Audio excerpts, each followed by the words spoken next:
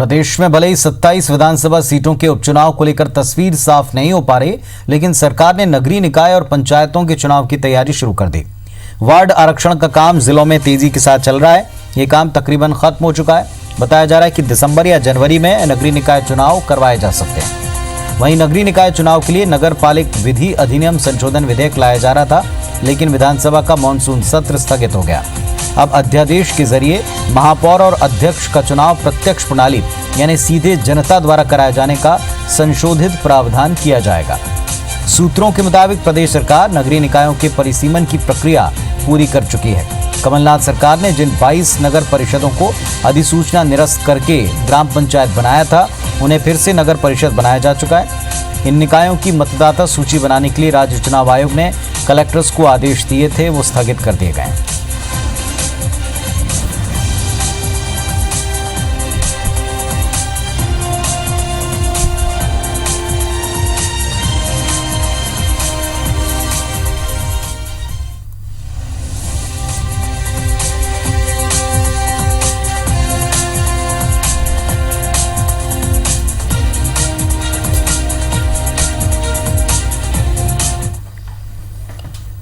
और हमारे सहयोगी नवीन सिंह इस वक्त हमारे साथ में जुड़ रहे हैं। सीधे हम उनका रुख करते हैं। नवीन, चुनाव को लेकर स्थितियां स्पष्ट नहीं है, लेकिन अभी तक जो तैयारियां हैं उससे इशारा हो रहा है कि हर पार्टी अपने अपने एजेंडे पर तेजी के साथ में काम कर रही।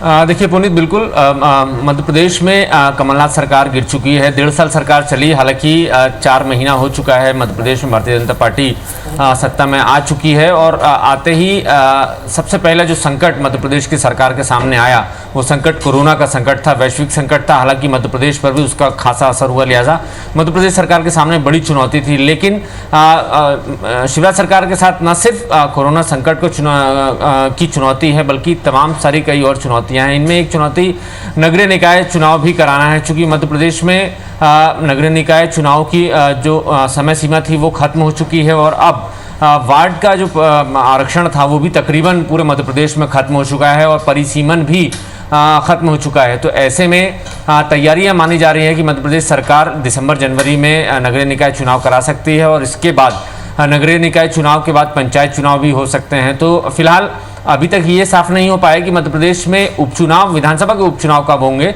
लेकिन चूंकि ये मध्य प्रदेश सरकार के हाथों में है त्रिस्तरीय पंचायत चुनाव की जिम्मेदारी, लिहाजा मध्य प्रदेश सरकार ने अपनी तैयारियां पूरी कर ली हैं। तकरीबन तैयारियां पूरी हो चुकी हैं। अब कुछ छोटा मोटा काम जो बचा है वो भी प्रक्रिया में है, लगातार वो चल रहा है। तो ऐसा माना भी जा रहा है पुनीत कि सब कुछ ठीक रहता है और अगले कुछ महीनों में अगर तस्वीर साफ हो जाती है, जितनी भी जो बची हुई प्रक्रियाएं हैं नगरीय निकाय चुनाव की, अगर वो पूर्ण हो जाती हैं तो दिसंबर या जनवरी में मध्य प्रदेश में नगरीय निकाय चुनाव हो सकते हैं और इसके बाद पंचायत चुनाव भी कराने की तैयारी में मध्य प्रदेश की सरकार है। चलिए, बहुत शुक्रिया आपका नवीन इस पूरी डिटेल के लिए, पूरी जानकारी के लिए। तो नगरीय निकाय चुनाव को लेकर तैयारियां जारी हैं। हालांकि उपचुनाव को लेकर स्थिति अब तक स्पष्ट नहीं है कि क्या और किस तरह की स्थिति रह सकती है।